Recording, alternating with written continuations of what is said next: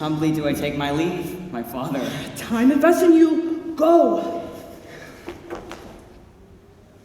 Farewell, Ophelia, and remember well what I have said to you. It is in my memory locked, and you yourself shall keep the key of it. Farewell. What is it, Ophelia? He hath said to you? So please you something touching on Hamlet. Mary, well bethought. 'Tis told me he hath very oft of late given private time to you, and you yourself have your audience been most free and bounteous. If it be so, as so 'tis put on me, and in that way of caution, I must tell you, you do not understand yourself so clearly as it behooves my daughter and your honor. What is between you? Give me up the truth. He hath, father, as of late, made many tenders of affection to me. Affections? Ugh! Do you believe these tenders, you may call them? I do not know what I should think. He has imported me with love in an honorable fashion. Ugh! Fashion, you may call it. Go to, go to. He has made countenance to his speech, father, with almost all the holy vows of heaven. Aye, springs to catch woodcocks. I do know when the blood burn how prodigal the soul lends the tongue vows. These blazes, daughter, you must not take for fire. This is for all. I would not, in plain terms, have this time forth have you give words or talk with young Hamlet. Look to it. I will charge you. Come, young ladies. I shall obey, father.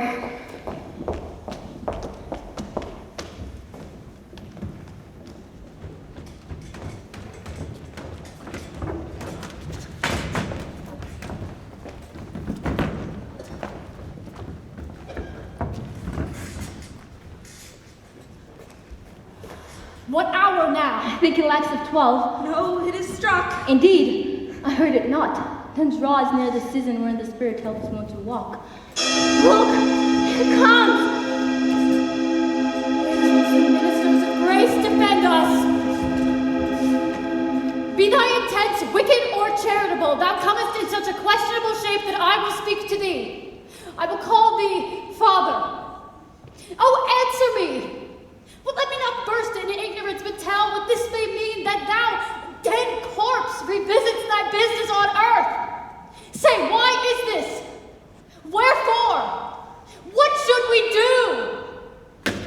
Do not go with this. No, by no means. I'll follow it. Do not, my friend. Why?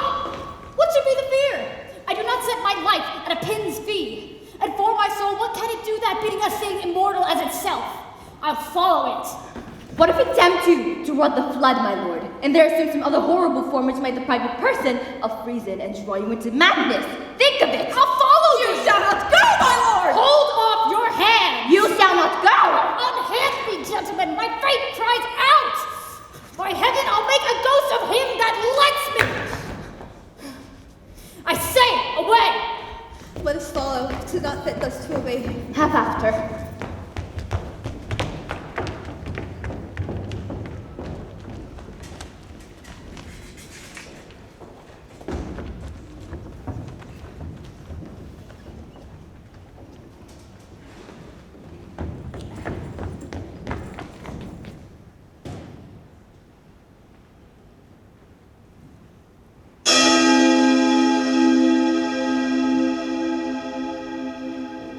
Mark me. I will. I'm thy father's spirit, doomed for a certain term to walk the night, and for the day confined to fast and fires, till the foul crimes done in my days of nature are burnt and purged away. But that I am forbid to tell the secrets of my prison house. I could a tale unfold whose lightest word would hollow up thy soul, freeze thy young blood, and make thine two eyes like stars start from their spheres, and each particular hair to stand at end, like quills upon the fearful porpentine. But this eternal blazing must not be to ears of flesh and blood. Pity me not, but lend thy serious hearing to what I shall unfold. Speak. I am bound to hear. List, oh list, if thou didst ever thy dear father love, revenge his foul and most unnatural murder. Murder? Murder most foul, as in the best it is, but this most foul, strange, and unnatural. Haste me to know it, that I may sweep to my revenge. I find the act. Now, Hamlet's here. Tis given out that, sleeping in my garden, a serpent stung me. But no, that sweet youth, the serpent that did sting thy father's life, now wears his crown. Oh, my prophetic soul! My uncle! I, that incestuous, that adulterate beast, with witchcraft of his wits, with traitorous gifts, oh wicked wit and gifts that have the power so to seduce, one to his shameful lust the will of my most seeming virtuous queen. Oh, Hamlet! What falling off was there? From me, whose love was of that dignity, that it went hand in hand even with the vow I made to her in marriage, and to decline upon a wretch whose natural gifts were poor to those of mine. Brief let me be.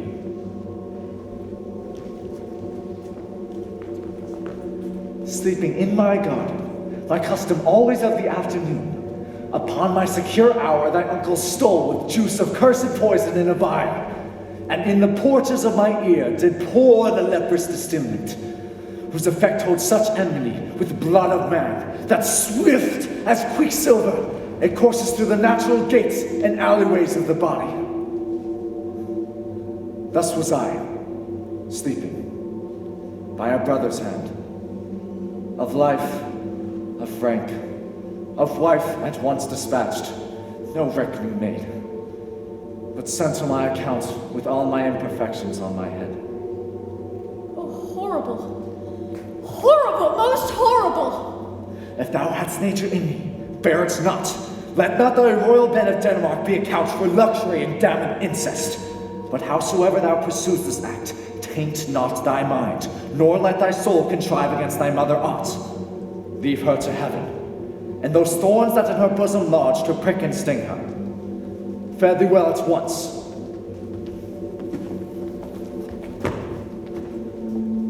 Hamlet, remember me.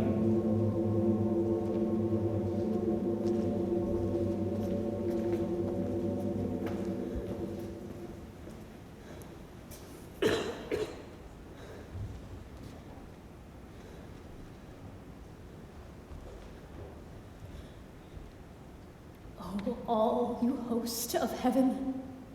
Oh, fly! Hold my heart.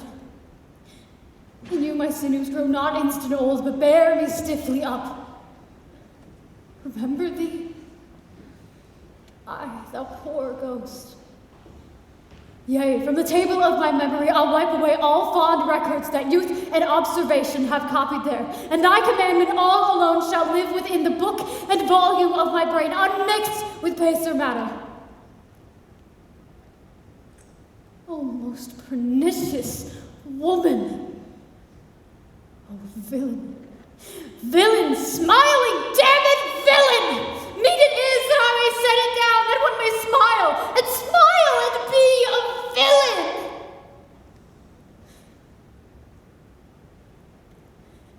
So, uncle, there you are. Now to my word. It is remember me. I have sworn it. What news, my friend? Oh, wonderful. Tell it. No, you will reveal it. Not I. Nor I, my lord. But you'll be secret? I. It is an honest ghost. That let me tell you. For your desire to know what is between us, or master it as you may. And now, my good friends, give me one poor request. What is it? We will. Never speak of this that you have seen tonight. My lord, we will not. Nay, but swear it. In faith, my friend, not I. Nor I, my lord, in faith. Come on, you hear this, fellow? Consent to swear. Propose the oath, my friend. Swear never to speak of this that you have heard.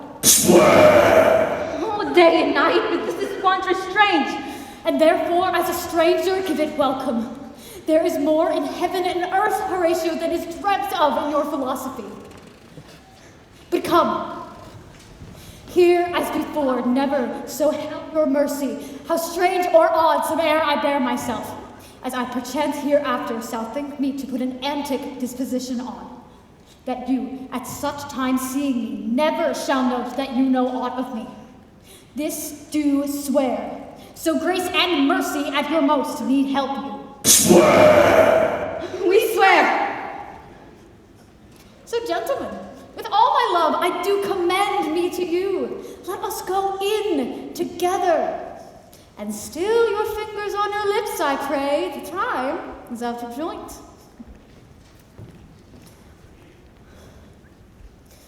Oh, cursed spite that ever I was born to set it right. Oh, he waxes desperate with imagination. Something is rotten in the state of Denmark. We actually have to.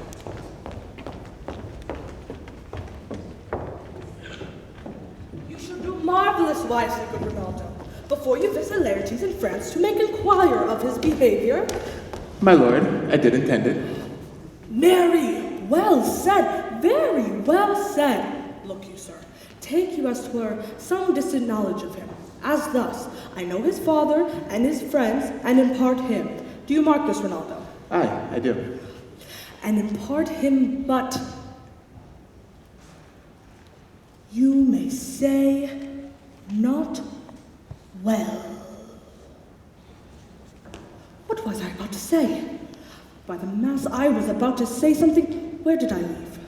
I'd impart him, but, and not well, sir. I, Mary!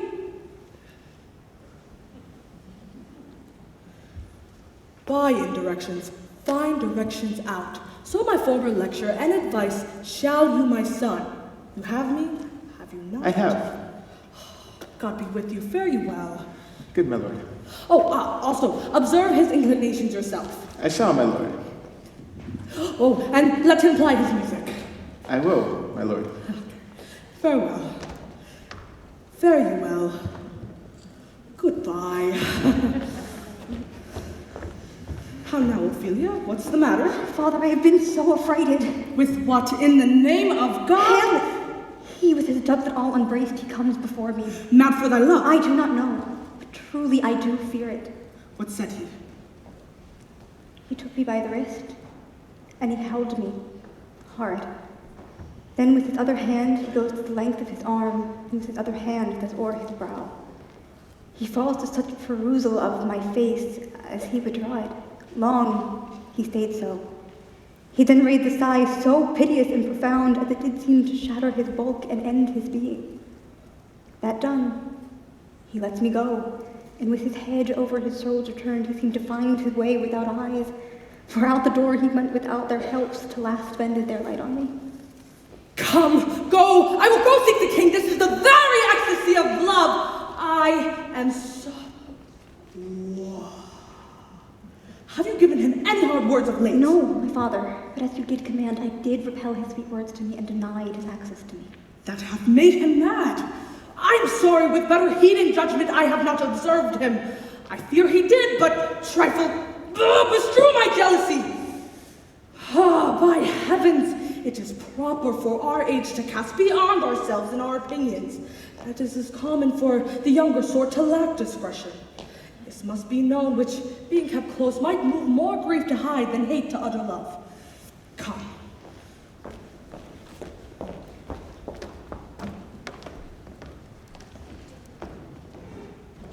Welcome, dear Rosencrantz and Guildenstern. Moreover, that we did long to see you, the need we have to use you did provoke our hasty sending. Something have you heard of Hamlet's transformation, so call it? Well, I entreat you both, that of being so young days brought up with him, that you by your companies may gather, so much as from occasions you may glean, whether aught to us unknown afflicts him thus, that open lies within our remedy. Good gentlemen, he hath much talked of you, and sure I am two men there is not living to whom he more adheres. We lay our service freely at your feet. Thanks, Rosencrantz and gentle Guildenstern. Thanks, Guildenstern and gentle Rosencrantz. Heavens make our presence and our practices pleasant and helpful to Hamlet. Aye, amen. Oh, Claudius, I do believe I found the very cause of Hamlet's lunacy. Oh, speak of that do I long to hear. My liege and madame, to expostulate what majesty should be. Why duty is, Why, day is day, night, night, and time is time. We're nothing only but to waste night, day, and time. Therefore, since brevity is the soul of wit, I will be brief. You know the sun is mad. Mad calling it for, to define true madness. What is it to be nothing else but mad? But let that go. More matter with less art. Madame, I swear I use no art at all. That he's mad. 'Tis true, 'tis true, 'tis pity. And pity, 'tis true. A foolish figure, but for well it, for I will use no art. Mad, let us grant him then, and now remains that we find the cause of this effect. Or, rather say, cause of this defect. Consider, I have a daughter, have while she is mine, in her duty and obedience, Mark hath given me this. Now gather and surmise.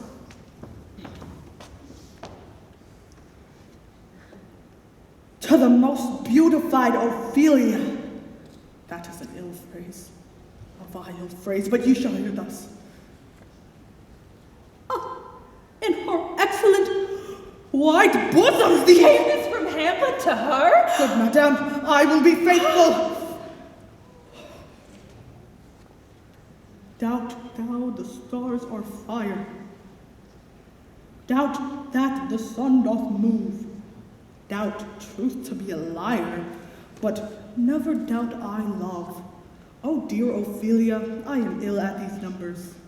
I have not art to reckon my groans, that I love thee best. Oh, most best believe it. Adieu. Oh, there's more. Thine evermore, most dear lady, whilst this machine is to him. Hamlet. Ugh. This in obedience hath my daughter shown me, and more above hath his solicitings as they fell out by time, by means, and place. I'll give him to mine ear. Now, what might you think had I seen this hot love on the wing? As I perceived it, I must tell you, before my daughter told me, what might you think had I looked upon this love so idly? What might you think? No, I went round to work, and thus my young mistress, thus I did bespeak. This must not be. She took the fruits of my advice, and he repelled. A short tale to make, fell into madness, wherein he now raves, and we all mourn for. Do you think 'tis this? It may be very like. Take this from this, if this be otherwise. If circumstances lead me, I will find where the truth is hid. If it were hid, indeed, within the center. How may we try it further? You know, sometimes he walks 4 hours today. 4 hours together here in the lobby. So he does indeed? At that time, I will lose my daughter to him. Sir, you and I shall mark the encounter. If he love her not, and not be his reason fallen thereon, let me be no assistant for a state. We will try it. Away, I do beseech you both, away. All aboard, presently.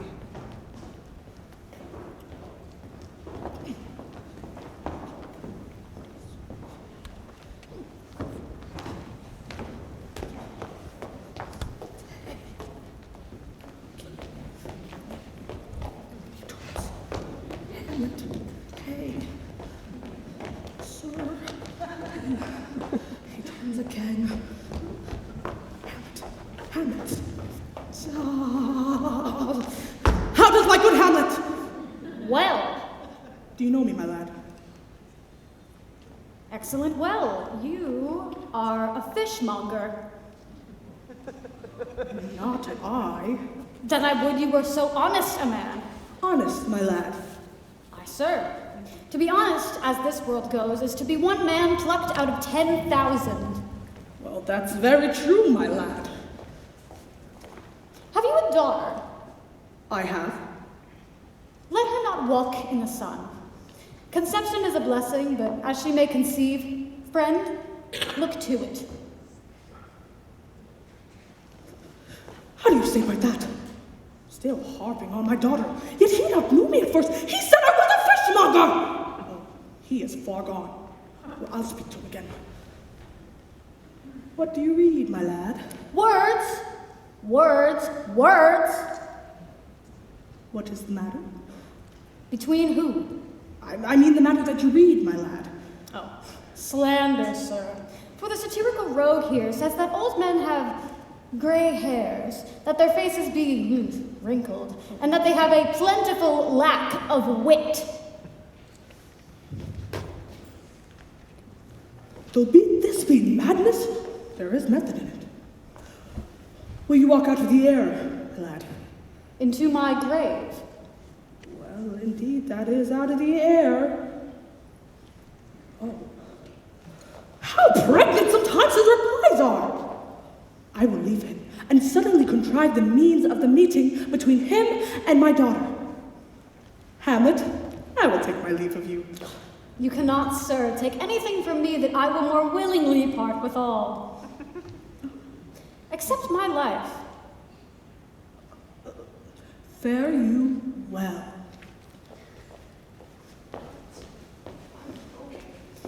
These tedious old fools. Hamlet! My excellent good friends, how dost thou Guildenstern?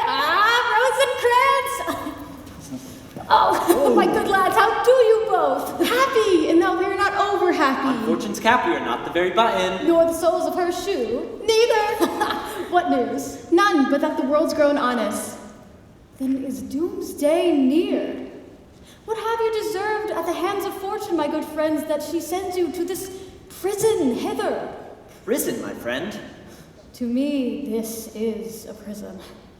Why then? Your ambition makes it one. 'Tis too narrow for your mind. Oh God, I could be bounded in a nutshell and count myself a king of infinite space, were it not that I have bad dreams.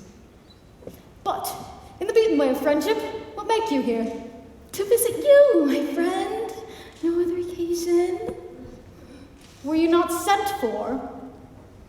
Is it your own inclining? Is it a free visitation? Come, nay, speak. What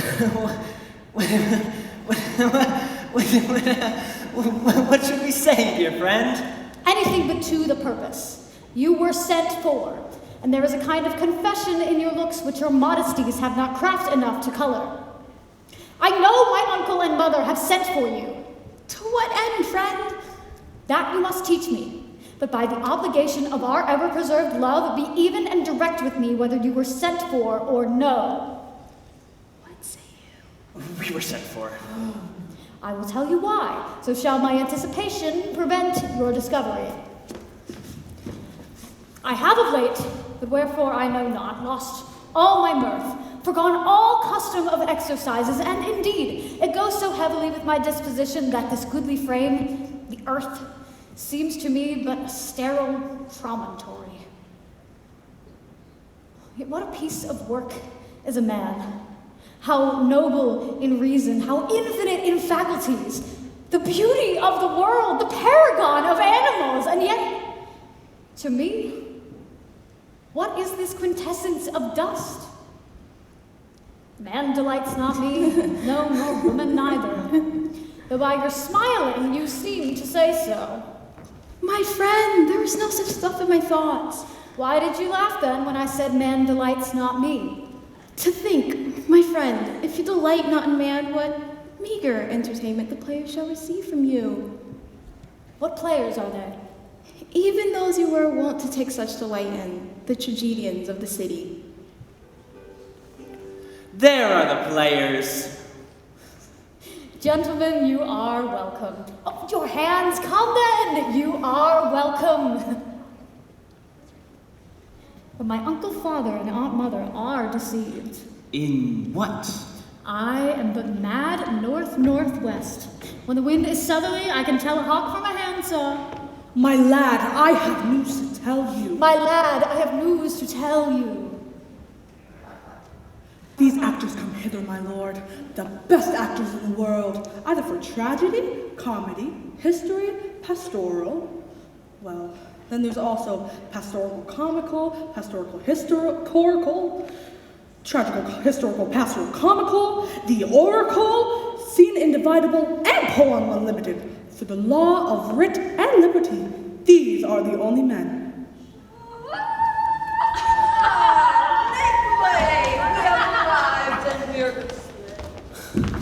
Oh, yes.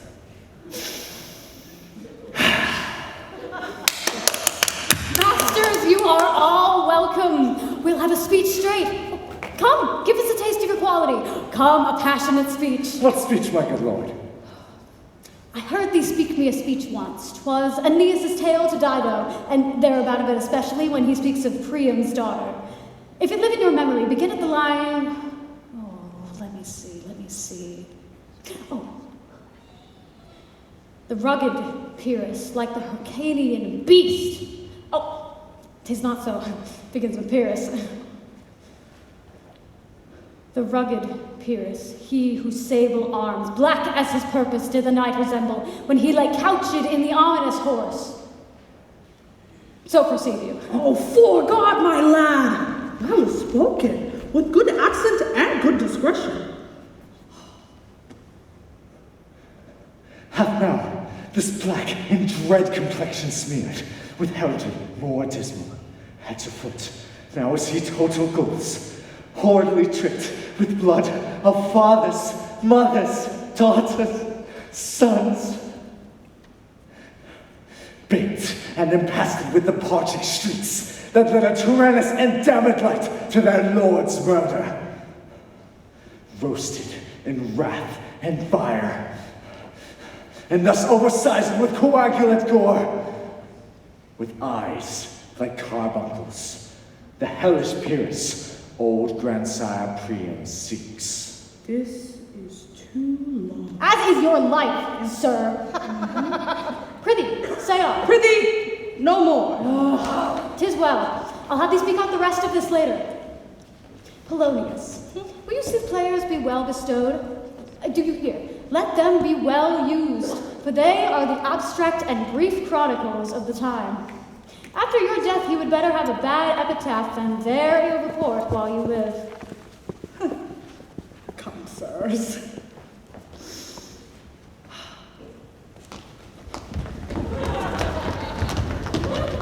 Dost thou hear me, old friend? Tomorrow night, we could, for a need, study a speech of a dozen or 6 lines, which I could set down and insert in it, could you not? Aye, my lord. Very good. Follow that lord, and look you mock him not. My good friends, I'll leave you till night. Good. Aye. So goodbye to you.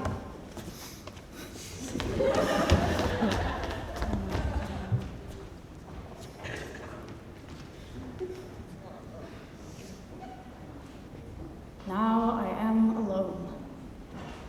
Oh, what a rogue and peasant slave am I! Is it not monstrous that this player here, within a fiction, in a dream of passion, could force his soul so to his own conceit that from her working all his visage wand, tears in his eyes, distraction in his aspect, a broken voice, and all of his forms suiting with forms to his conceit, and all for nothing?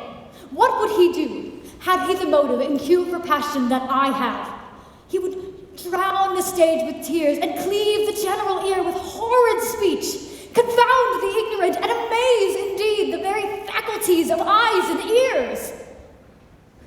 Yet I, a dull and muddy metalled rascal, peak like a Jonadry, the pregnant of my cause, and can say nothing. No, not for a man upon whose property and most dear life a damned defeat was made. Am I a coward? Bloody, bawdy villain!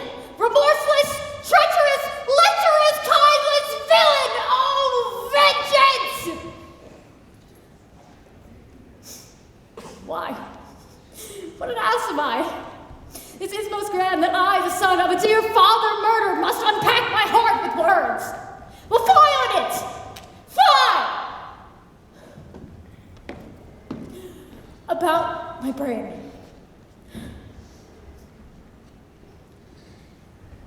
I have heard once that guilty creatures sitting at a play have been struck so to the soul that presently they have proclaimed their malefactions.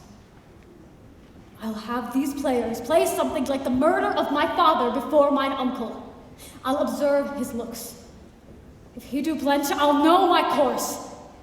The play's the thing, wherein I'll catch the conscience of the king.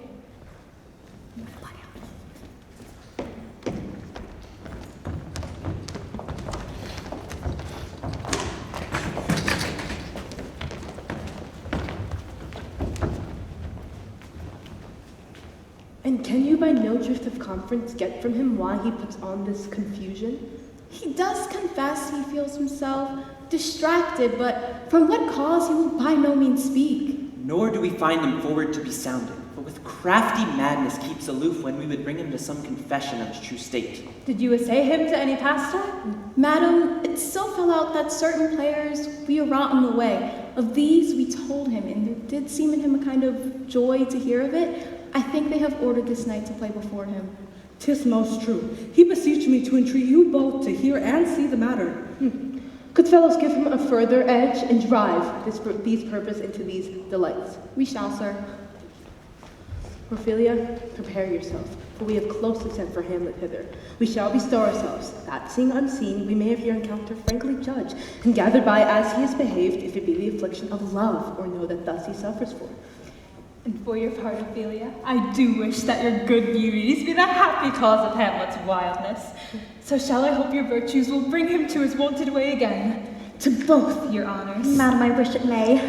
Ophelia, walk you here. Graces so please you, we will bestow us. Wait.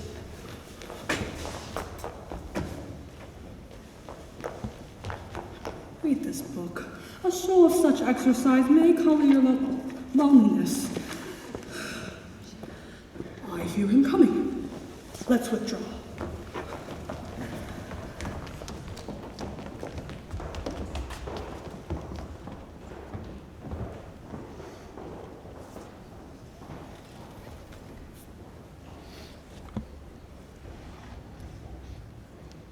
To be or not to be, that is the question.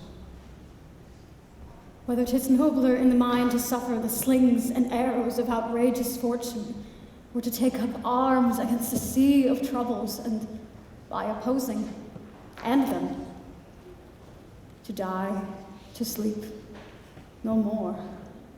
And by a sleep to say we end the heartache and thousand natural shocks that flesh is heir to. 'Tis a consummation devoutly to be wished. To die, to sleep perchance to dream. Aye, there's the rub. For in that sleep of death what dreams may come when we have shuffled off this mortal coil must give us pause. For who would burdens bear, the whips and scorns of time, the pangs of despised love, and the spurns that the patient merit of the unworthy takes, when he himself might his quietus make with a bare knife point? Who would burdens bear, to grunt and sweat under a weary life, but that the dread of something after death, the undiscovered country from whose bourne no traveler returns, puzzles the will and makes us rather bear those ills we have than fly to others that we know not of. Thus conscience does make cowards of us all, and thus the native hue of resolution is sicklied o'er with the pale cast of thought and enterprises with great pitch and moment. With this regard, our currents turn awry and lose the name of action. Soft you now, fair Ophelia. How do you for this many a day? I humbly thank you. Well. I have remembrances of yours that I've long longed to redeliver. I pray you now receive them? No, not I. I never gave you aught. You know right well you did, and with them words so sweet breath composed as made things more rich. Their perfume's lost. Take these again for the noble mind. Rich gifts wax poor when givers provoke unkind. There. Are you honest? Honest? Are you fair? What means this? That if you be honest and fair, your honesty should admit no discourse to your beauty. I did love you once. Indeed, you made me believe so. You should not have believed it. For I may be so honest, but we shall not relish of our old stock. I loved you not. I was the more deceived. Get thee to a nunnery. Why wouldst thou be a breeder of sinners? I myself am indifferent honest, but even I have done such things that it were better my mother had not borne me. What would knaves such as I do crawling between earth and heaven? We are errant knaves all, believe none of us. Go thy ways to a nunnery. Where is your father? At home. Let the doors be shut upon him, that he may play the fool nowhere but in his own house. Farewell. Hamlet, please. Get thee to a nunnery, or if thou wilt need marry a fool. To a nunnery, go, and quickly too.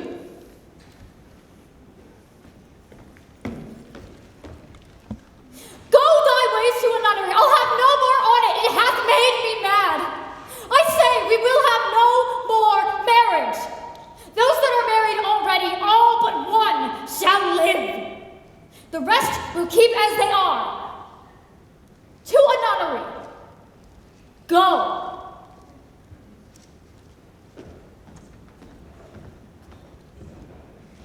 Oh, what a noble mind is here o'erthrown. The courtiers, soldiers, scholars, eye, tongue, and sword, the observed of all observers, quite down. An eye of ladies most deject and wretched, that sucked the honey of its music vows, now see, but what's most noble and sovereign reason blasted with ecstasy. Woe is me! To have seen what I have seen. See what I see. Love, his affections do not that way tend. Nor what he spake, though it lacked form a little, was not like madness. There's something in his soul, or which his melancholy sits on brood. And I do doubt that in the disclose will be some danger. Which for to prevent I have in quick determination thus set it down. He shall with speed to England. What think you on it? It shall do well, but yet do I believe the origin and commencement of his grief sprung on neglected love? Now, Ophelia, oh, you need not tell us what good Hamlet said. We heard all.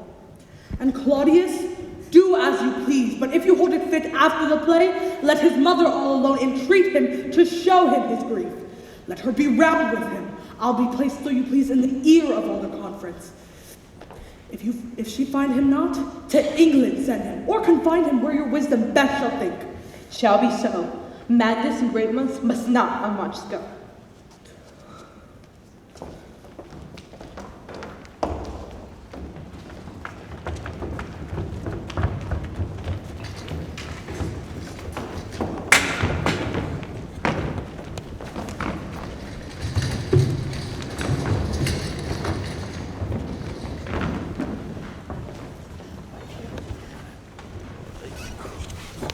Speak the speech, I pray you, as I pronounced it to you, trippingly on the tongue. Do not saw the air too much with your hand, but use all thusly. For in the very torrent, tempest, and, as I may say, whirlwind of your passion, you must acquire and beget a temperance that may give it smoothness.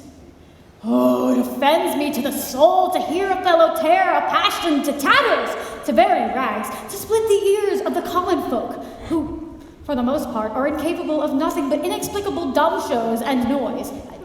Pray you, avoid it. I won't, you said. Suit the action to the word to the action, with this special observance, that you not o'erstep the very modesty of nature.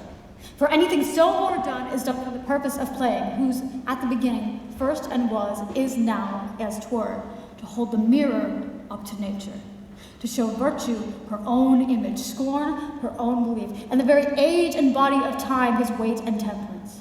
Now, this o'erdone, or come tardy off, though it makes the unskillful laugh, cannot help but make the judicious grieve, a censure of which one must, in your allowance, o'erweigh an entire theatre of others. Go make you ready.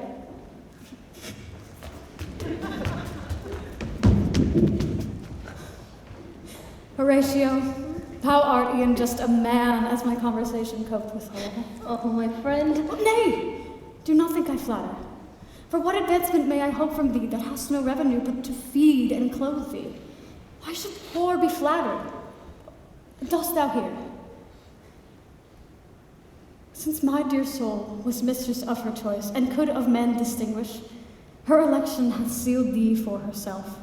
For thou hast been as one in suffering all that suffers nothing, a man whose fortune's buffets and rewards has ta'en with equal thanks. Give me that man that is not passion's slave, and I will wear him in my heart's core, aye, in the heart of my heart, as I do thee. Something too much of this. There is a play tonight before my uncle. One scene of it comes through the circumstance of which I have told thee of my father's death. I pray you, even with the very comment of thy soul, observe my uncle. If his guilt does not unkennel itself in one speech, it is a damned ghost that we have seen. Keep a close watch, for mine eyes will rivet to his face, and afterwards we will both our judgments join in judgment of his seeming. Well, my friend. Get to a place. There's our cousin Hamlet. Excellent in faith of the chameleon's dish. We cannot feed capons so. I have nothing with this answer, Hamlet. These words are not mine. No, nor mine now. Old man, you played once in the university, you say? That I did. I was accounted a good actor. What did you enact? Well, I did enact Julius Caesar. I was killed in the Capitol.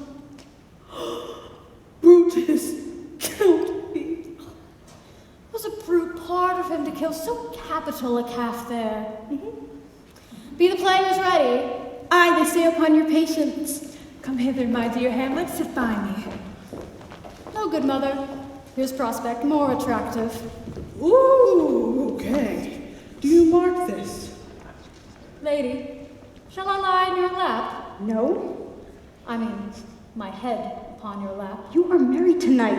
Who, I? You! What should a man do but be married? For look you how my mother sits, and my father died not within 2 hours. Nay, 'tis twice 2 months. So long. Twice 2 months, and not forgotten yet. And there's hope a great man's memory may outlast his life half a year.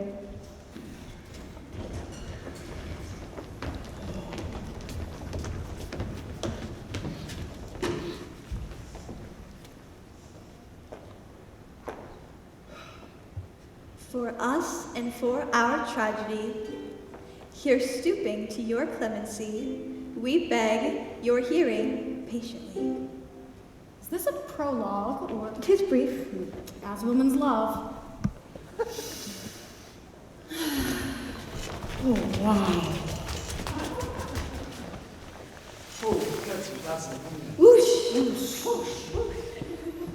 With borrowed Gene, about the world have times 1230s been, since love did our hearts, and hymen did our hands, unite commutual in most sacred bands. So many journeys may the sun and moon make us again count o'er ere love be done. Faith! Oh, I must leave thee. Love, and shortly too. My operant powers their functions leave to do, and thou shalt live in this fair world behind. Honored, beloved, and happy one as kind. For husband shall Confound the rest! Such love must needs be treason in my breast. In second, husband, let me be accursed. None wed the second, but who killed the first.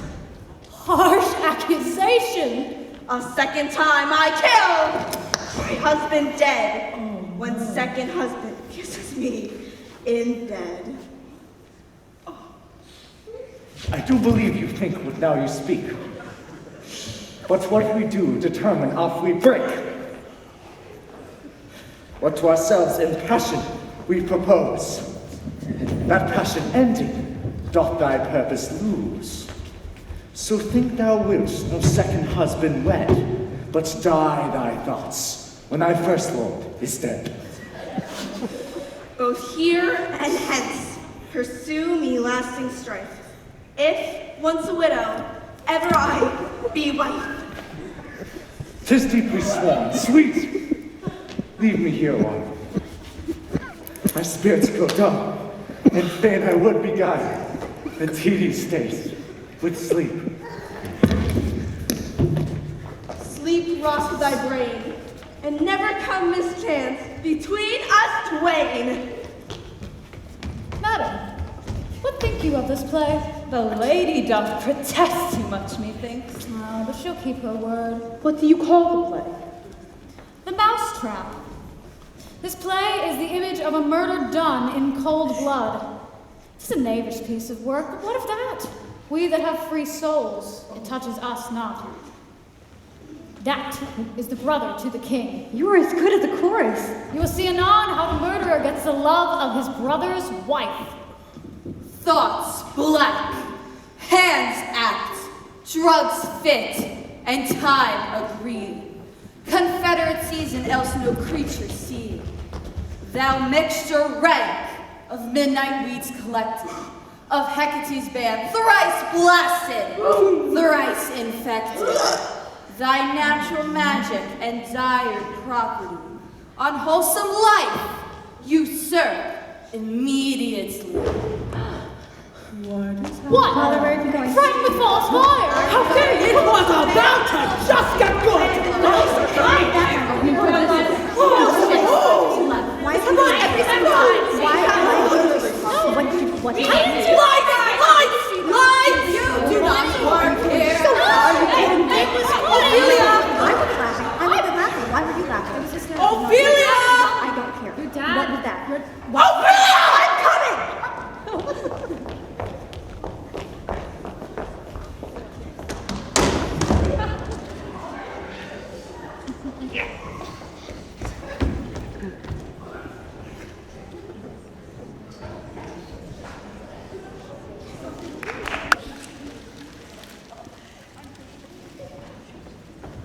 Oh, good Horatio. I'll take the ghost's word for 1,000 pounds. Didst perceive? Very well, my friend. Upon the talk of poisoning. I did very well know him. Hamlet! Grant me a word with you. Sir, a whole history. Claudius is in his retirement, marvelous distempered. Your wisdom should show itself more richer to signify this to the doctor. Hamlet, put your discourse into some frame and start not so wildly from my affairs. I am tame, sir. Pronounce. Your mother, with most great affliction of spirit, hath sent me to see you. You are welcome. Nay, this courtesy is not of the right breed. If it shall please you to make me a wholesome answer, I will do your mother's commandment. Sir, I cannot. What?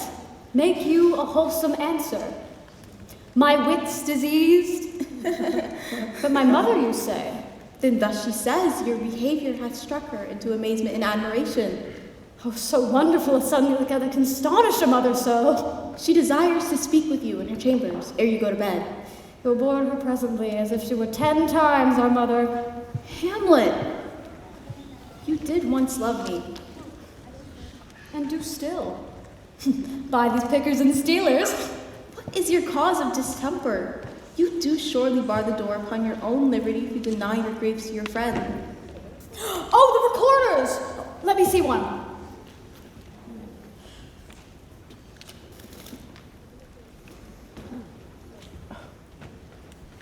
Why do you go about to recover the wind of me as if you were to drive me into a toil? My friend, if my duty be too bold, my love is too unmannerly. I do not very well understand that.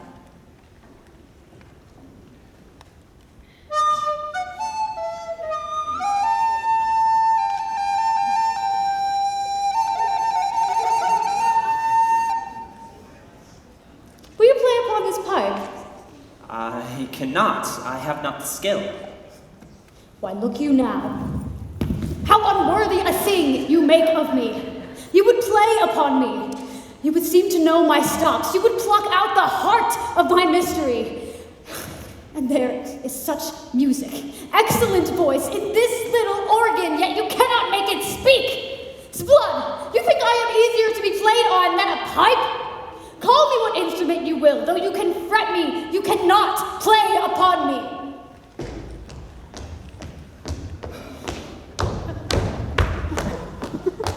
My lad, your mother would like to speak with you, and presently. I will come to my mother by and by. I will say so. By and by is easily said. Leave me.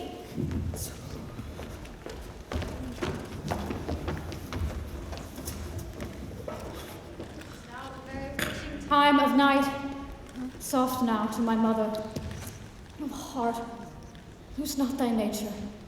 Let me be cruel, not unnatural.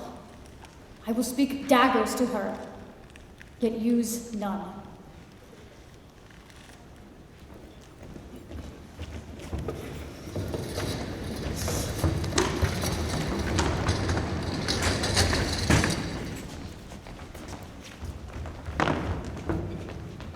Him not, nor stands it safe with us to let this madness rage. Therefore prepare you. I will forthwith dispatch, and he to England shall along with you. The terms of our estate may not endure hazard so near as doth hourly grow out of his brows. We will ourselves provide. And to keep those many, many bodies safe that live and feed upon your majesty. Arm you, I pray you, to the speedy voyage. We will haste us.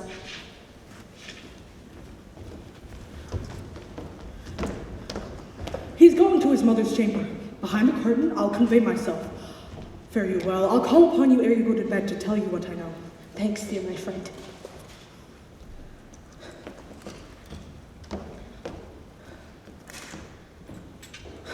Oh, my offense is rank. It smells to heaven.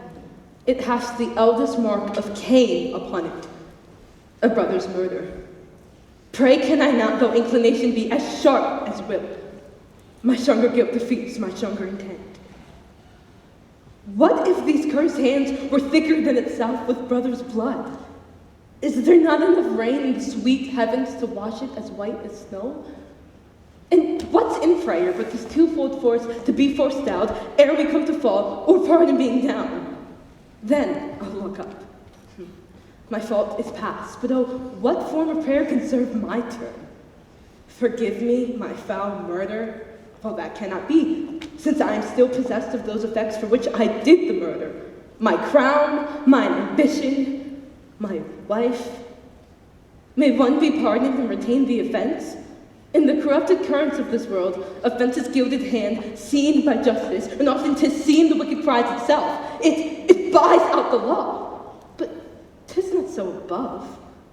There is no shuffling. There the action lies in his true nature. But what then? What rest? Try what repentance can, right? But what can it not? Yet, what can it but what cannot repent? Oh, wretched state! Oh, bosom as black as death! Oh, lime soul that's struggling to be free, but more ensnared. Help, angels, make us say! Bow stubborn knees. And heart which shrinks of steel, be soft as news of the newborn babe. And all may be well.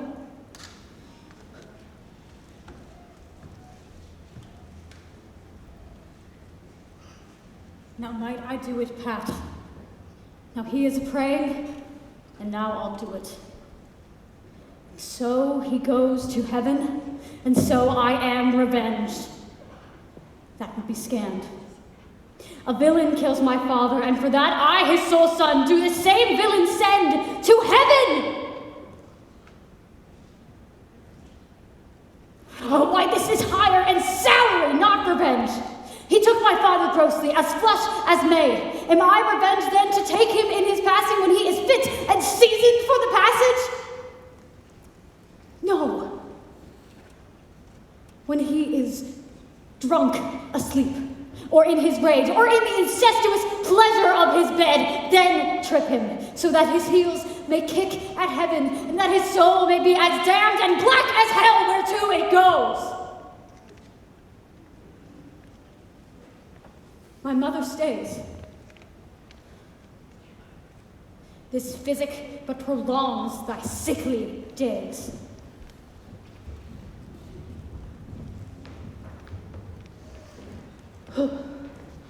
My words fly up, but my thoughts remain below. Words without thoughts never to heaven go.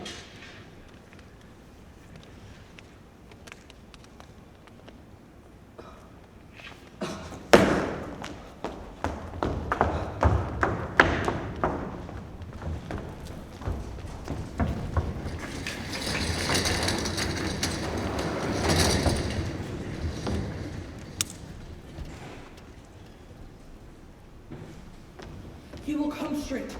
I'll silence me even here. Pray you be round with him. I warned you. Fear me not. Withdraw. Now, mother, what's the matter? Hamlet, thou hast thy father much offended. Mother, you have my father much offended. Come, come. You answer with an idle tongue. Go, go, you question with a wicked tongue. Why, how now, Hamlet? What's the matter now? Have you forgot me? No, for God's sake. You are your husband's brother's wife, and would it were not so, you are my mother. Nay, then I'll set those to you that can speak. Well, come, come, and sit you down. You go not till I set you up a glass where you may see the inmost part of yourself. What wilt thou do? Thou wilt not murder me? Help! Help! How now, rats?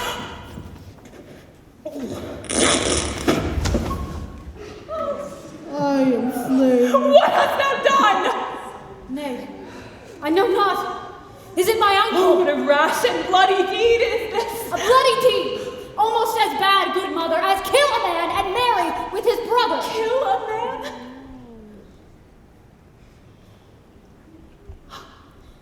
Thou wretched, rash, intruding fool. Farewell. I took thee for thy better. Oh, leave wringing of your hands. Peace, sit you down. Let me wring your heart, for so I shall, if it be made of penetrable stuff. What have I done, that thou darst wag thy tongue against me? Such an act that blurs the grace and blush of modesty, calls virtue hypocrite, makes marriage vows as false as dicers' oaths. Look here upon this picture and on this, the counterfeit presentment of two brothers. See what a grace was seated on his brow, a combination and form indeed, where every god did seem to set his seal to give the world assurance of a man. This was your husband. Look you now what follows. Here is your husband. Have you eyes? What judgment would make you step from this to this? Set sure you have, else you could not have motion. What devil was it that thus hath cozened you at Hoodman blind, eyes without feeling, feeling without sight, or but a sickly part of one true sense could not so mope? Oh shame! Where is thy blush? Oh, Hamlet, speak no more! Thou turns my eyes into my very soul, and there I see such black and grained spots as will not leave their stain. Oh, speak to me no more! These words, like daggers, enter in my ears. A murderer and a villain, a cutpurse, a... No more!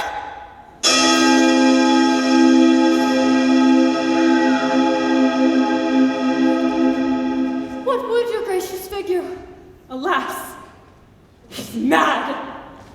Do you not come to your tardy son to chide that lapse in time and passion? Let's go by the important acting of your dread command.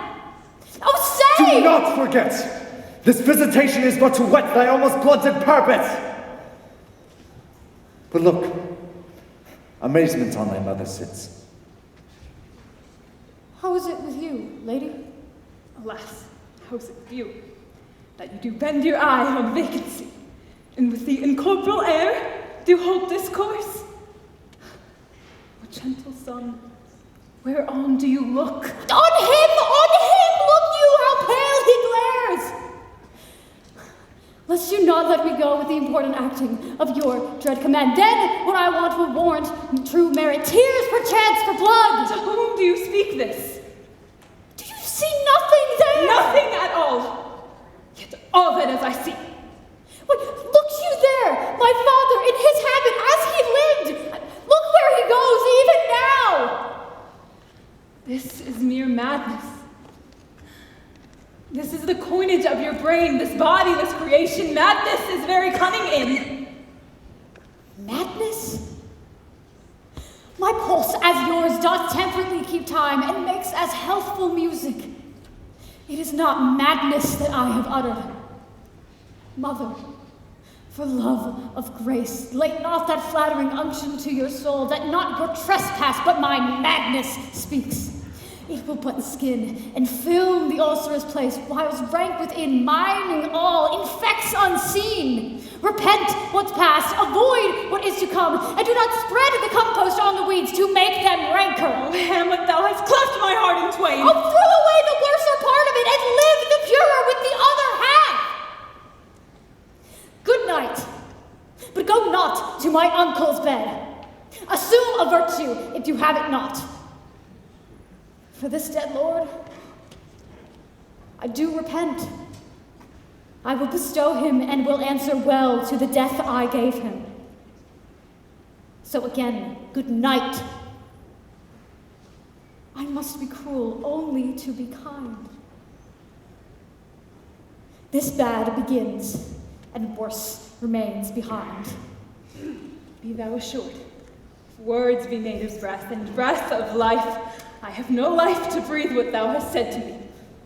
I must to England, you know that. Alack, I had forgot.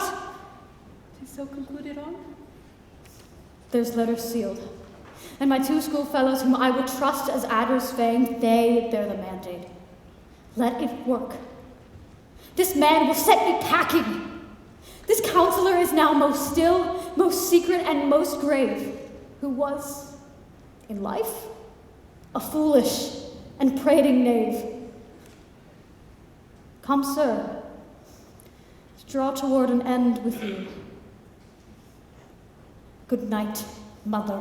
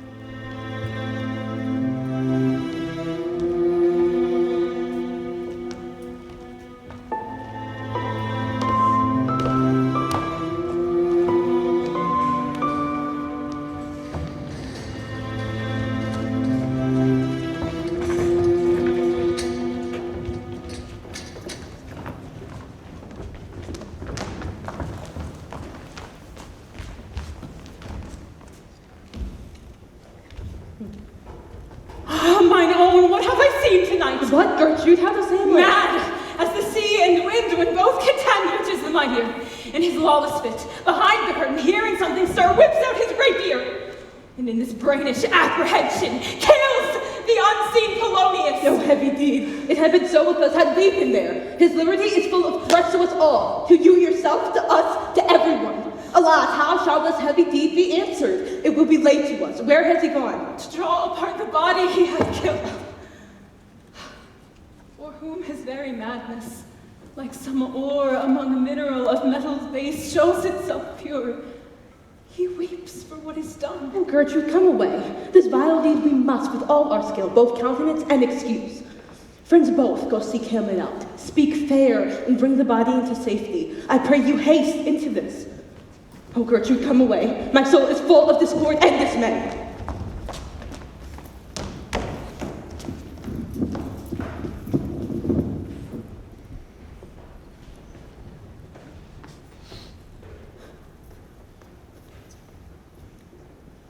Safely stowed. Hamlet. Oh, here they come. Hamlet! What have you done with the dead body? Compounded it with dust, whereto 'tis kin. Tell us where it is so that we may take it thence. Do not think that I can keep your counsel and not mine own. Besides, to be demanded of a sponge, what replication is to be made by the son of a king? Take you me for a sponge? I understand you not, my friend. I am glad of it. A knavish speech sleeps in a foolish ear. Hamlet, you must tell us where the body is and go with us to your uncle. Bring me to him. I have sent to seek him and to find the body. How dangerous is it that this man goes loose? Ugh. Yet must we not put the strong law on him. He is loved of the distracted multitude, who like not in their judgment, but in their eyes. and where 'tis so the penalty is weighed, but never the offense. To bear all smooth and even, the sudden sending him away must seem deliberate pause. How now? What have befallen? Where the dead body is bestowed, we cannot get from him. Now, Hamlet, where is Phoenyx? At supper. At supper where? Not where he eats, but where he is eating. A certain convocation of politic worms are e'en at him now. That is the end. Where is Phoenyx? In heaven. Sent thither to thee. But if your messenger find him not there, seek him in the other place, yourself. But if you find him not within 2 months, you shall nose him as you go up the stairs into the lobby. Go, seek him there. He will stay till you come. Hamlet, this deed for thine especial safety, which we do tender as we dearly grieve for which thou hast done, must send thee hence with fiery quickness. Therefore, prepare thyself for England. England. Good. Farewell, dear mother. Thy loving father, Hamlet. My mother. Mother and wife. Mother and father is man and wife. Man and wife is one in flesh, and so my mother will come for England. I'll have him hence tonight. Away, for everything is sealed and done that else things on the affair. I pray you make haste. And England, if thou lovest me still, bring about the present death of Hamlet. Do it, England, for like the hectic in my blood he rages, and thou must cure me. Till I know 'tis done, however, my haps, my joys will never begin.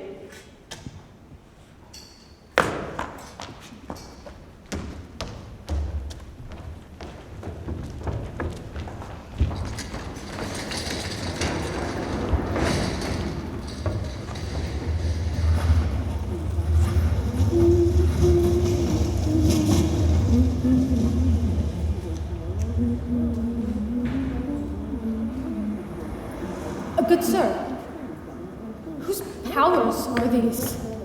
They're of Norway, sir. How purpose, sir, I pray you? Against some part of Poland. Goes it against the main of Poland, sir, or for some frontier? Truly to speak, and with no addition, they go to gain a small patch of ground that hath in it no profit but name. To pay 5 ducats. 5, I will not harm it. 2,000 souls and 20,000 ducats will not debate the question of this straw. I humbly thank you, sir. God be with you. Please, you go. I'll be with you straight.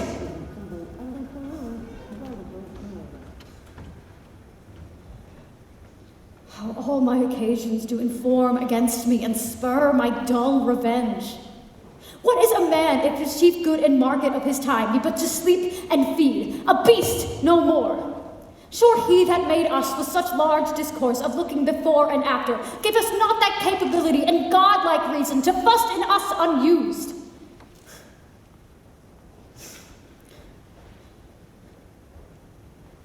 Rightly, it is to be great, is not to stir without great argument. How stand I then, to have a father killed, a mother stained, excitement of my reason and my blood, and let all sleep? While to my shame I see the imminent death of 20,000 men, who fight for a plot whereon the numbers cannot try the cause, and whose continent is not big enough to hide the slain. Oh, from this day forth, my thoughts be bloody, or be nothing worth.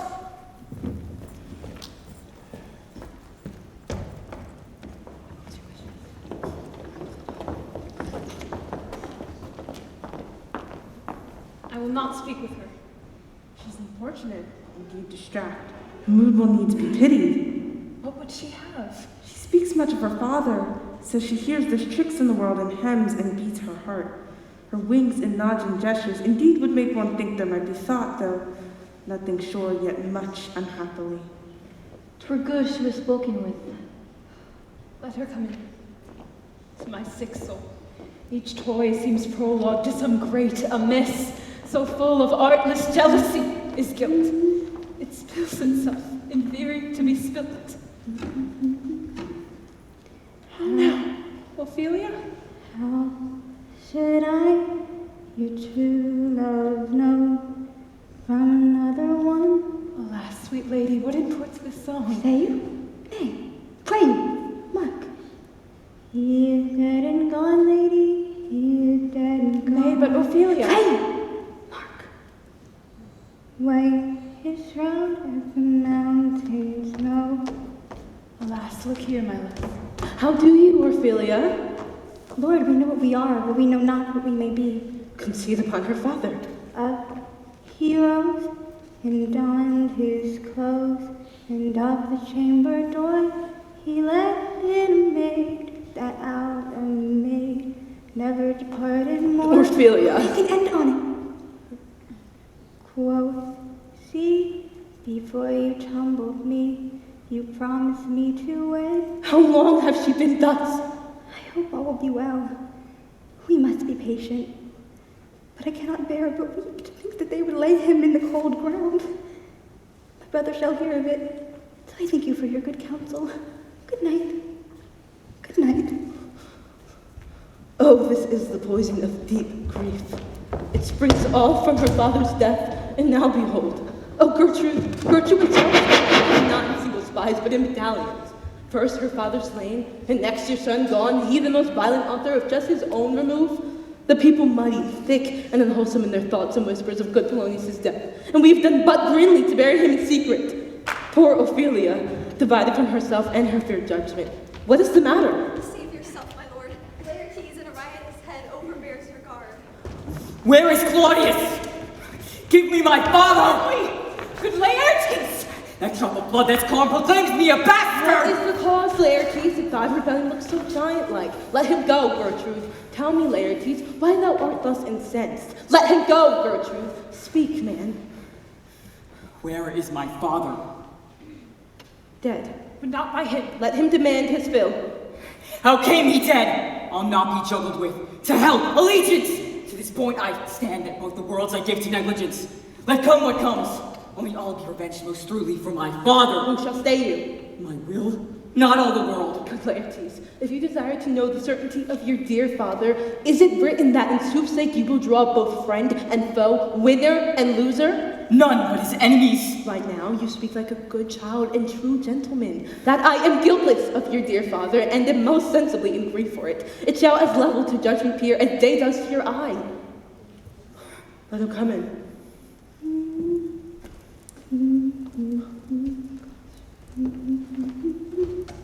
Oh, heat, dry up my brain's tears 7 times salt. Kind sister, sweet Ophelia. They bore him barefaced on the bier, and in his grave rained many a tear. Farewell, you my dove. There's rosemary, that's for remembrance. Pray you, love, remember. There's pansies, that's for thoughts. There's rue for you, and there's some for me. You must wear your rue with the difference. There's a daisy. I would give you some violets, but they all withered away when my father died. They say he made a good end. Thoughts and afflictions, passion, hell itself, she turns to favor and to prettiness.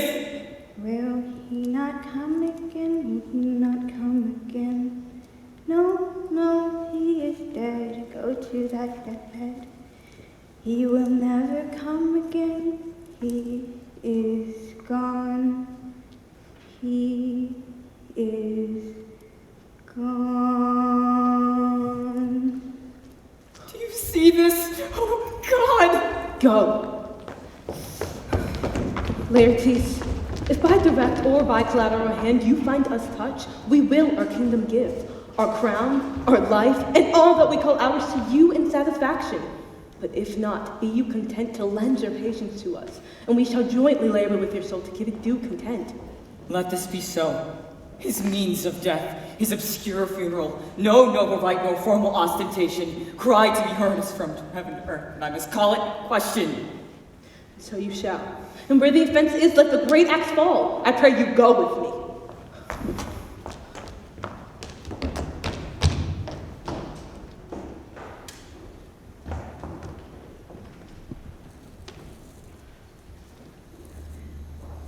Horatio, when thou shalt have overlooked this, repair thou to me with as much speed as thou wouldst fly death. I have words to speak in thy ear will make thee dumb, but they are much too light for the bore of the matter. This will bring thee where I am. Rosencrantz and Guildenstern hold their course for England. Of them I have much to tell thee. Farewell. He that thou knowest thine, Hamlet.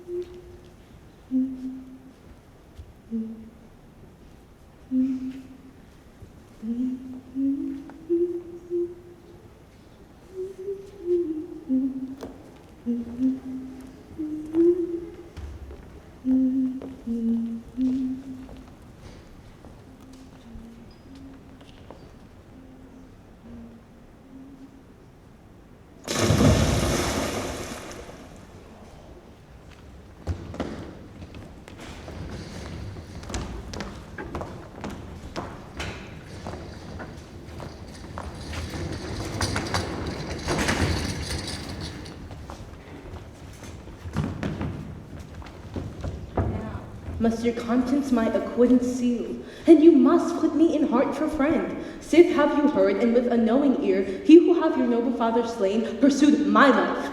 It well appears, but tell me why you proceeded not against these feats. Though for two special reasons, which may to you seem much unsinewed, but yet to me they're strong. His mother lives almost by his looks, and for myself, be it my virtue or my plague, either which, she is so conjunctive to my life and soul that, as the stars move, but not in his sphere, I could not but by her. And for the other motive, why to a public count I might not go, is the great love the common people bear him. And so have I, a noble father lost, a sister driven into desperate terms. But my revenge will come. Break not your sleeps for that. You must not think that we are made of stuff so flat and dull. I loved your father, and we love ourselves, and that I hope continue to imagine that. How now? What news? Letters, my lord, from Hamlet. From Hamlet? Who brought them? I saw them not. Leave us.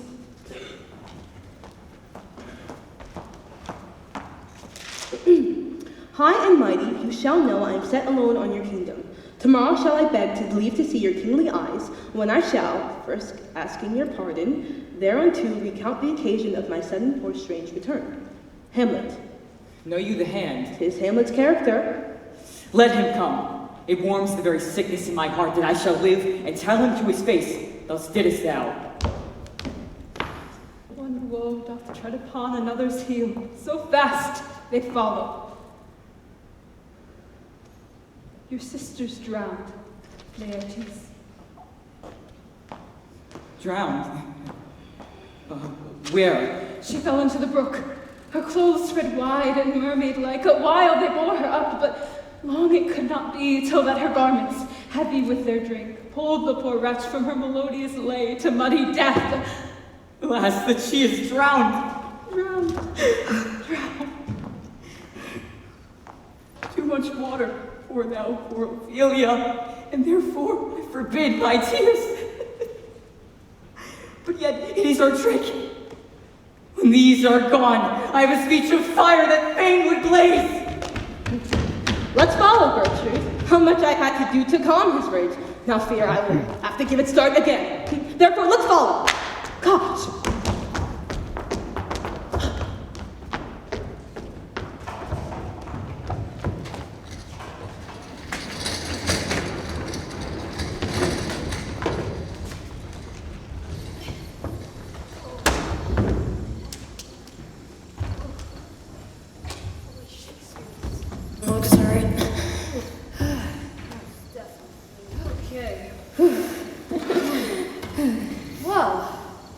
I'll put another question to thee. Go to.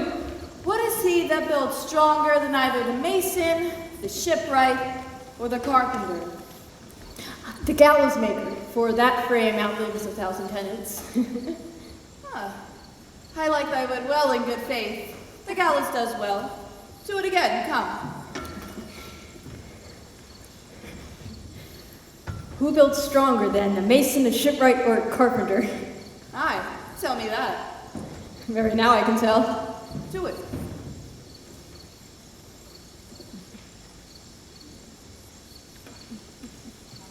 Yes, I cannot tell. Go, cudgel thy brains no more about it. Fetch me a stoup of liquor. Thank you. Has this fellow no feeling of his business? He jokes in grave making. Oh, custom hath made it in him a property of easiness. Tis even so. That skull had a tongue in it and could sing once. How the knave jowls it into the ground as if 'twere Cain's jawbone that did the first murder. This might be the pate of a politician, might it not? It might. Here's fine revolution if we have trick to see it. There's another. Now why might not that be the skull of a lawyer? Why does he suffer this mad knave now to knock him about the sconce with a dirty shovel and will not tell him of his action of battery? Whose grave is this, sirrah? Mine, sir. Think it be thine indeed, for thou liest in it. You lie out in it, sir. Therefore 'tis not yours. For my part, I do not lie in it, yet it is mine.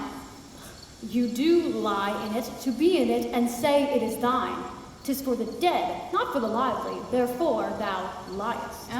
'Tis a lively lie, sir. 'Twill away again from me to you. What man dost thou dig it for? For no man, sir. What person, then? For none either. Who is to be buried in it? One that was a woman, sir, but rest her soul. She's dead. How absolute the knave is! How long hast thou been gravemaker? Of all the days in the year, I came to it that very day young Hamlet was born. He that is mad and sent into England. Aye, Mary? Why was he sent into England? Why, because he was mad. He shall recover his wits there. Or if he do not, 'tis no great matter there. Why? 'Twill not be seen in him there. There the men are as mad as he. How came he mad? Very strangely, they say. How strangely? Faith, even with losing his wits. Upon what ground? Why, here in Denmark. How long will a man lie in the earth ere he rot? Faith, if he be not rotten before he die, he'll last you some 8 year or 9 year. Here's a skull and a half lain in the earth 23 years. Whose was it? A pestilence on him for a mad rogue. He poured a flagon of white wine on my head once. Naughty boy. This same skull was Yorick's. Let me see. Alas, poor Yorick. I knew him, Horatio. A fellow of infinite jest, of most excellent fancy. He hath bore me on his back 1,000 times, and now how abhorred in my imagination it is. My stomach turns at it. Here be those lips I have kissed I know not how oft. Where be your jabs now, your songs, your flashes of merriment that were wont to set the table on roar? Not one now to mock your own grinning?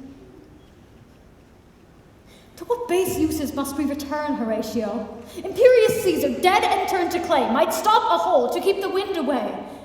Oh, that the earth, which kept the world in awe, might expel a wall and patch a winter's flaw. But soft a while. Who is this they follow? That is Laertes!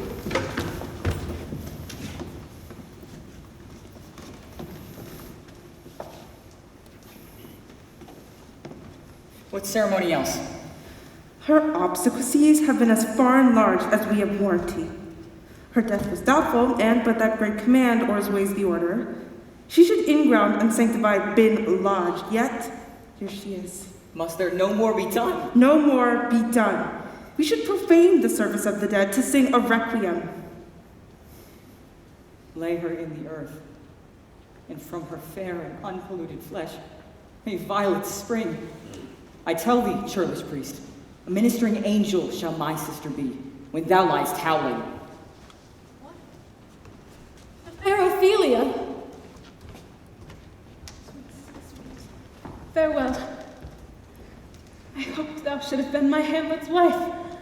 I thought thy bride bed to have decked, sweet maid, and not have strewed thy grave. Hold off the earth awhile, till I have caught her once more in mine arms.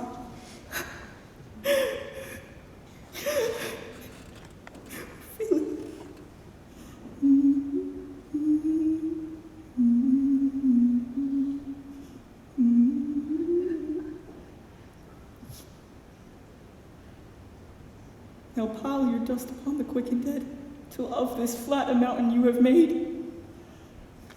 What is he whose grief bears such an emphasis, whose phrase of sorrow conjures the wandering stars? This is I, Hamlet. The devil take thy soul!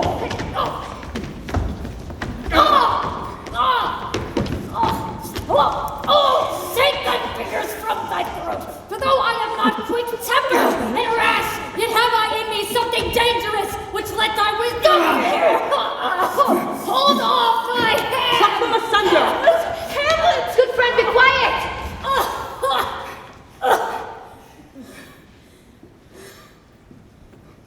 I loved Ophelia.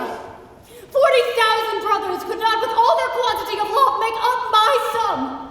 What wilt thou do for her?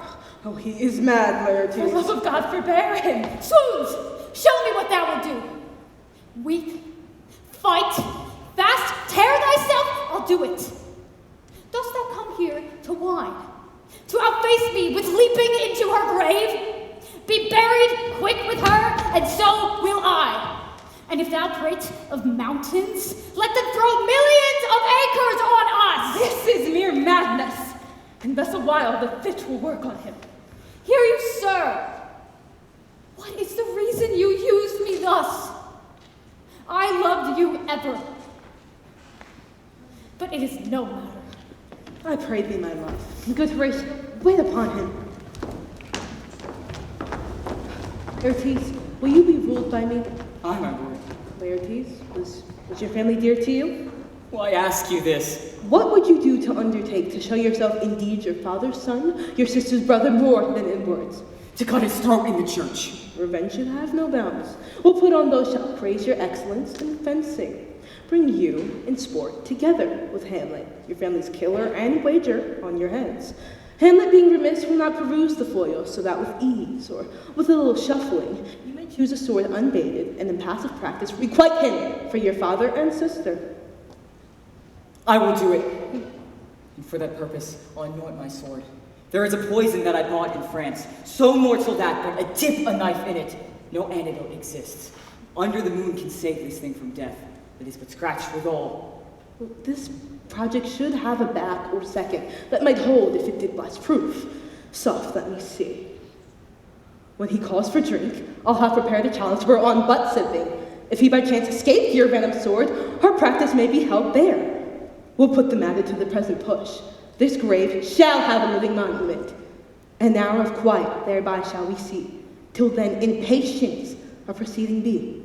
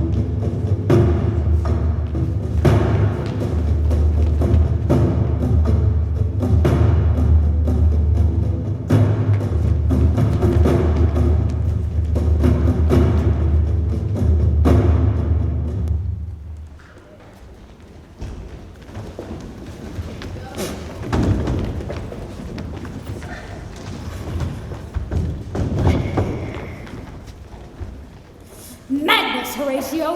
Groped I to find these men's grand commission. There I found, Horatio, an exact command that on the supervise, no leisure bated, my head should be struck off. Is it possible? But wilt thou hear how I did proceed? I beseech you. I devised a new commission, set it down, wrote it fair, an earnest conjuration from my uncle that, on the writ and knowing of it, they, the bearers, should put to sudden death. Folded up the writ in form of the other, subscribed it, placed it safely. The changeling never known. So Guildenstern and Rosencrantz went to their deaths. They are not near my conscience. Their demise does by their own insinuation grow. But I am very sorry, good Horatio, that to Laertes I forgot myself. For by the image of my cause I see the portraiture of his. Your lordship is right welcome back to Denmark. I humbly thank you, sir. Dost know this waterfly? Oh, that's Rinaldo, once Polonius's man. I come with a message from your great uncle. I receive it, sir. Put your bonnet to its right use. 'Tis for the head. I thank you, sir. It is very hot. No, believe me, it is very cold. Your uncle bade me to signify to you that he has laid a great wager on your head, sir. Here's the matter. Newly returned Laertes, believe me, an absolute gentleman of soft society. What imports the nomination of Laertes? You are not ignorant to which excellence he has with his weapon. What's his weapon? Rapier and dagger. That's 2 of his weapons. But Your uncle hath laid that 5 rounds of fencing between yourself and Laertes. He shall not exceed you. It would come immediate trial if you were to vouchsafe the answer. How if I answer no? I mean, my lord. Sir, I will walk here in the hall. It is the breathing time of day with me. Let the foils be brought, the gentleman willing, I will win for my uncle if I can. If not, I will gain nothing but my shame and the odd hits. Your uncle sends to know if your pleasure holds defense with Laertes or if you will take longer time. My pleasure is constant with my uncle's. If his fitness speaks, mine is ready now or whensoever. All are coming down. In happy time. Your mother desires you to converse gently with Laertes before you fall to. She well instructs me. You will lose, my friend. I do not think so. Since Laertes went into France, I have been in continual practice. Thou wouldst not know how ill all's about my heart. But it is no matter. If your mind dislikes anything, obey it. I will forestall the repair hither and say you are not fit. Not a whit. We defy augury. There is a special providence in the fall of a sparrow. If it be now, 'tis not to come. If it be not to come, it will be now. If it be not now, yet it will come. The readiness is all. Since no man of aught he leaves knows what is it to leave betimes. Let be. Come, Hamlet. Come take this hand from me.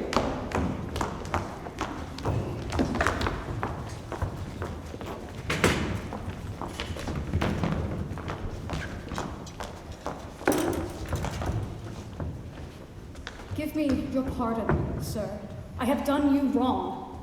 But pardon it as you are a gentleman.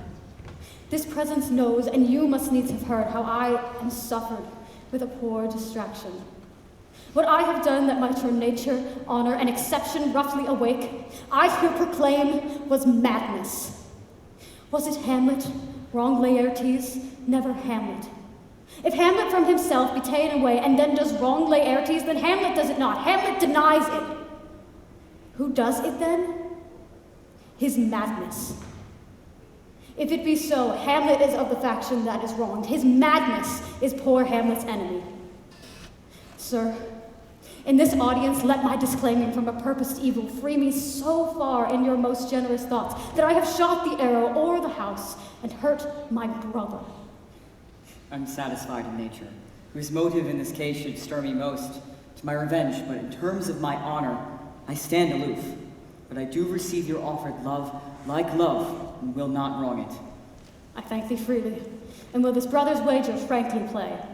Give us the foils, come on. Come, one for me. I'll be your foil, Laertes. In mine ignorance your skill shall, like a star in the darkest night, Stick fiery off, indeed. You mock me, sir. No, by this hand. Give them the foils, Ronaldo. Cousin Hamlet, you know the wager. Very well, mother. You have laid the odds on the weaker side. I do not fear it. I have seen you both. This is too heavy. Let me see another. This likes me well. Have these foils all a length? Aye, my lord. Set me the cup of wine upon that table. We shall drink to Hamlet's better breath, and in the cup a pearl shall he throw, richer than that of all my holdings. Give me the cups, now the king drinks to Hamlet. Come begin, and you the judges, bear a wary eye.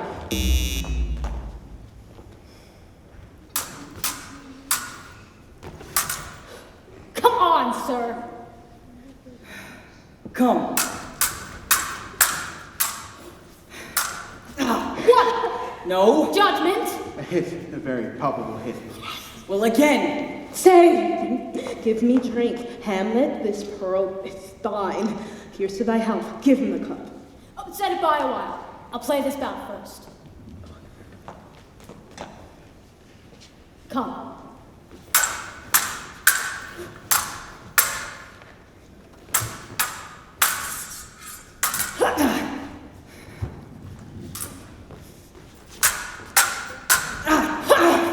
Another hit! What say you? A touch, I do confess it. Our son shall win. Here, Hamlet, take my napkin, rub thy brows. Good Gertrude carouses to thy Gertrude! Hamlet. Do not drink. I will, my lord. I pray you pardon me. Here, come. Let me just wipe thy face. Come, for the third, Laertes. You do but doubt. Say you so? Come on.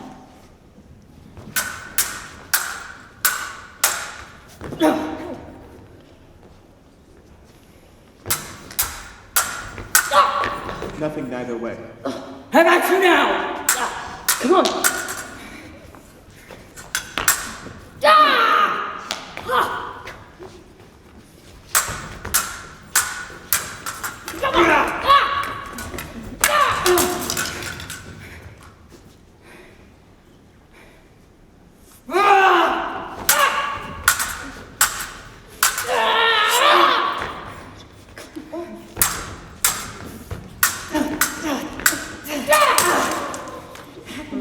Part them, they are incensed. Nay, come again! Good Gertrude!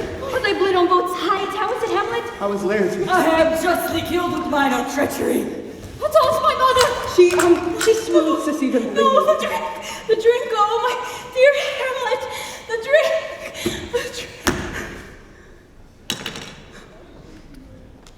Oh, villainy! Oh, let the door be locked! Treachery! Seek it out! It is here, Hamlet. Thou art slain. No medicine in the world can do thee good. In thee there is not half an hour's life. The treacherous instrument is in thy hand, unbaited and unvenomed. The foul practice hath turned itself on me. My mother's poison. I can no more. Your uncle's to blame. Point in venom too? Then venom to thy work! I am but hurt. Here, thou incestuous, murderous, damned man! Follow my mother!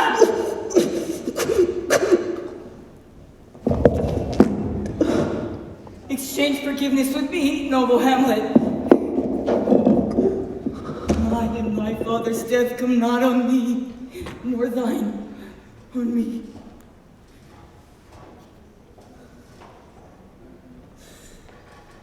Heaven make thee free of it. I follow thee. Horatio, I am dead. Wretched mother, and you that look pale and tremble, who are but mutes or audience to this act, had I the time, oh, I could tell you. But let be. Horatio, I am dead. Thou livest, and report my cause of right to the unsatisfied. I'll never believe it. Here's from the cliff. As thou art man, give me the cup, let go! Thou didst ever hold me in thy heart, absent thee from felicity a while, to draw thy breath in pain and tell my story. The rest is silence. Now cracks a noble heart.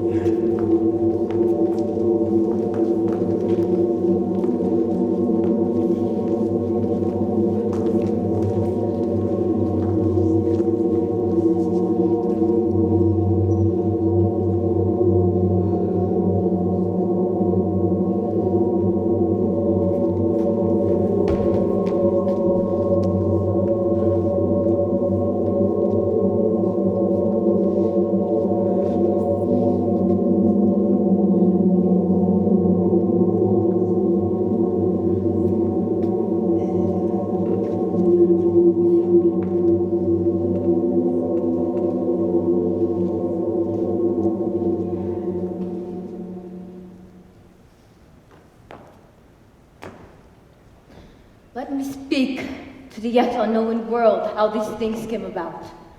So shall you hear of carnal, bloody, and unnatural acts of accidental judgments, casual slaughters of deaths, put on by cunning and forced cause, and above all, Hamlet.